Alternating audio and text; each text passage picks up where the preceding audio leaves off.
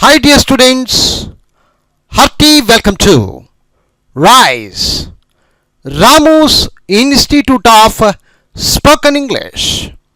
మీరు చూస్తున్నారు grammar class by mister రాము 9390495239.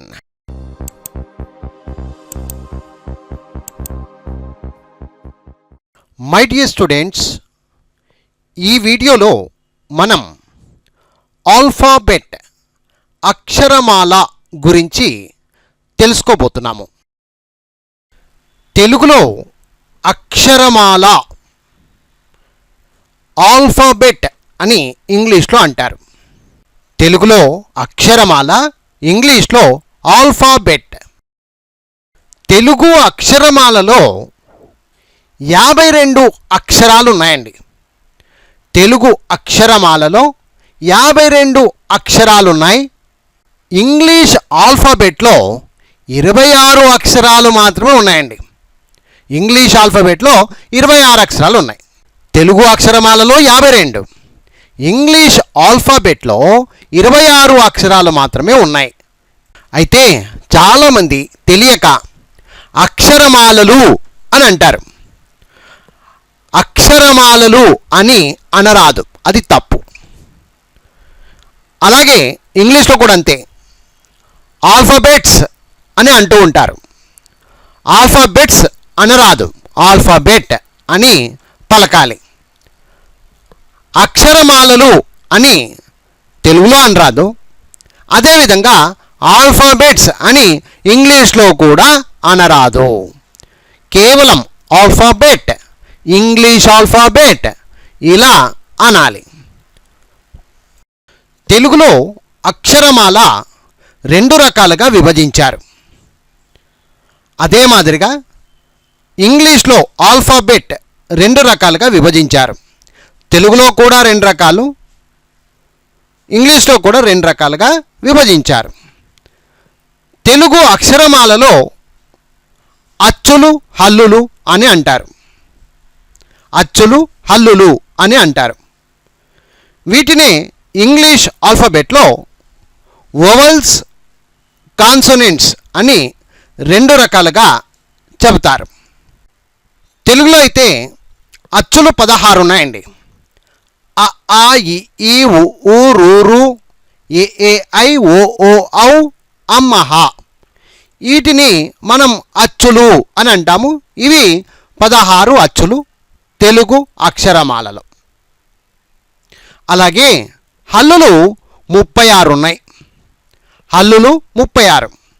క, ఖ, గ, ఘ, ఞ, చ, ఛ, జ, ఝ, ఇని, ఠ, ఠ, డ, ఢ, అణ, త, థ, ద, ద, న, ప, ఫ, బ, భ, మ, య, ర, ల, వ, షే, ష, స, హ, ళ, క్ష, బండిర.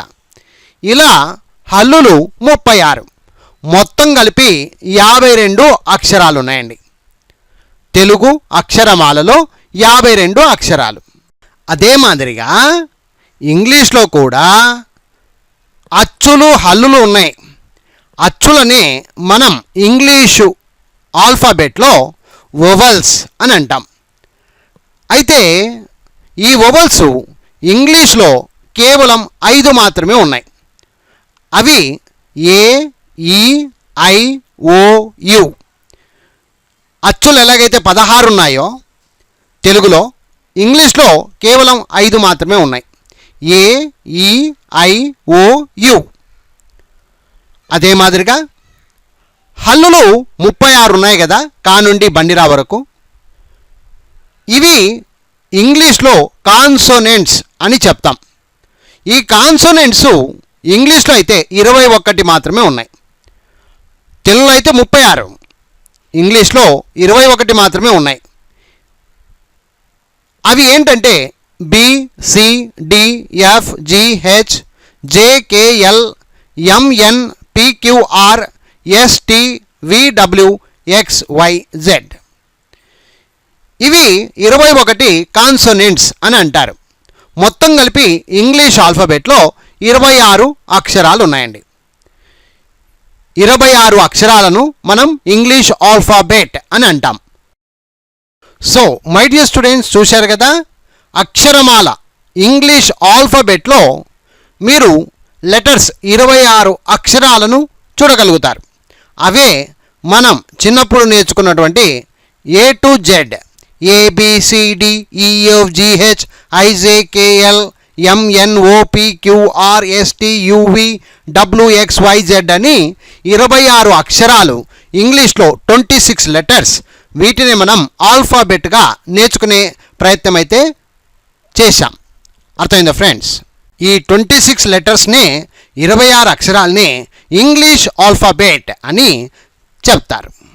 విద్యార్థులు తెలుసుకోవాల్సిన మరొక ముఖ్యమైన విషయం, ఇంగ్లీష్ అక్షరమాల ఇంగ్లీష్ ఆల్ఫాబెట్ను అంటే ఇంగ్లీష్ అక్షరాలను 4 విధాలుగా వ్రాస్తారు.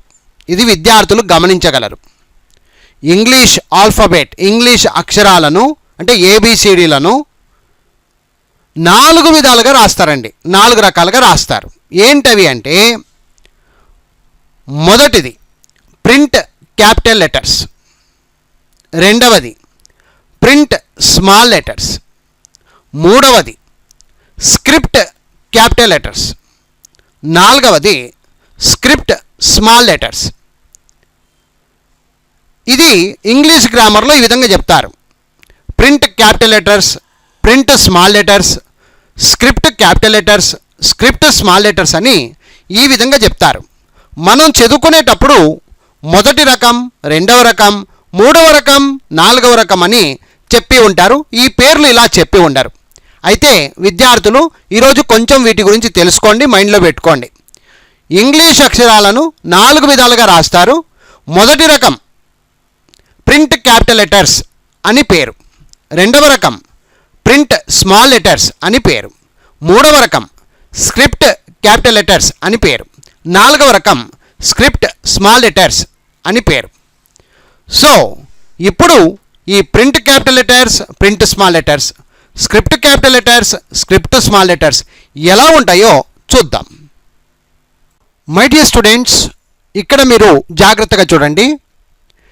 ఎల్లో కలర్లో ఉండేవి మొదటి రకం ప్రింట్ క్యాపిటల్ లెటర్స్, బ్లూ కలర్లో ఉండేవి రెండవ రకం ప్రింట్ స్మాల్ లెటర్స్, గ్రీన్ కలర్లో ఉండేవి మూడవ రకం స్క్రిప్ట్ క్యాపిటల్ లెటర్స్, బ్లాక్ కలర్లో ఉండేవి నాలుగవ రకం స్క్రిప్ట్ స్మాల్ లెటర్స్.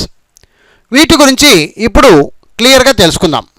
ముందుగా ఎల్లో కలర్లో ఉండేవి మొదటి రకం గురించి తెలుసుకుందాం, ప్రింట్ క్యాపిటల్ లెటర్స్. వీటిని ఎందుకు ఉపయోగిస్తారంటే, మనం ప్రింట్ మీడియా అంటే టెక్స్ట్ బుక్లో కావచ్చు, న్యూస్ పేపర్లో కావచ్చు, మ్యాగజైన్స్లో కావచ్చు, ఏ పేపర్లోనైనా ఎక్కడైనా సరే ప్రింట్ రూపకంగా ఉండేటువంటి పుస్తకాలు మీరు చూడండి, అవన్నీ కూడా ప్రింట్ క్యాపిటల్ లెటర్స్ మొదటి అక్షరాలుగా ఉంటాయి. అంటే క్యాపిటల్ లెటర్స్ అంటారు కదా, మామూలుగా రాసేటప్పుడు క్యాపిటల్ లెటర్స్ అని అంటారు కదా, అవి మనం ఎక్కువగా ఈ ప్రింట్ మీడియా అంటే న్యూస్ పేపర్లు కావచ్చు, మ్యాగజైన్లు కావచ్చు, ఎక్కడైనా సరే మనం పుస్తకాల్లో చూసేటువంటి ఏదైతే టైప్ చేసి ఉంటారో అవన్నీ కూడా మీరు ఈ అక్షరాలనే చూడగలుగుతారు మొదటి అక్షరంతోనే. మళ్ళీ రెండవ అక్షరం కూడా ఎలా వస్తుందంటే, అది రెండవ ఏబిసిడీలకు సంబంధితంగా ఉంటుంది, రెండవ రకంకి వెళ్ళిపోతుంది అన్నమాట. సో విద్యార్థులు దీన్ని గమనించాలి. ఈ ప్రింట్ క్యాపిటల్ లెటర్స్ను ఎక్కువ శాతము ప్రింట్ చేసేటువంటి పుస్తకాల రూపకంగా, మ్యాగజైన్స్ రూపకంగా ఎక్కడ చూసినా కూడా ఇవే ఉపయోగిస్తారు. మొదటి అక్షరానికి క్యాపిటల్ లెటర్స్ పెడతారంటారు కదా, అలాగనమాట. మళ్ళీ రెండవ అక్షరం అంతా కూడా రెండవ ఏబిసిడీలకు సంబంధం. సో ఇప్పుడు రెండవ ఏబిసిడీలకు వెళ్దాం. ఇక్కడ చూడండి, ఇవి రెండవ రకం ఏబిసిడీలు, ప్రింట్ స్మాల్ లెటర్స్ అంటారు. అంటే మొదటి రకం క్యాపిటల్ లెటర్స్ రాసి ఆ తర్వాత రెండవ అక్షరం నుంచి అంతా కూడాను మీరు ఈ రెండవ ఏబిసిడీలను చూస్తాం. మీరు ఏదైనా చూడండి, ఏ పేపర్ అయినా చూడండి, అర్థమైందా? సో ఒక వాక్యము ప్రారంభించేటప్పుడు మాత్రమే ఒకటి క్యాపిటల్ లెటర్స్ వాడతారు. రెండవ అక్షరం నుంచి మీరు చూస్తూ వెళ్ళండి, ఫుల్ స్టాప్ వచ్చేంత వరకు ఈ ప్రింట్ స్మాల్ లెటర్సే వాడుతూ ఉంటారు. విద్యార్థులు దీన్ని గమనించగలరు. మీరు ఎక్కడైనా చూసుకోండి, అంటే ఒక వాక్యం కానీ ఒక పదం కానీ రాసేటప్పుడు స్టార్టింగ్లో మాత్రమే క్యాపిటల్ లెటర్స్ రాస్తారు. దాని తర్వాత రాసేవన్నీ కూడా ఈ రెండవ రకం ప్రింట్ స్మాల్ లెటర్సే ఎక్కువగా ఉపయోగిస్తారనమాట. విద్యార్థులు దీన్ని గమనించగలరు.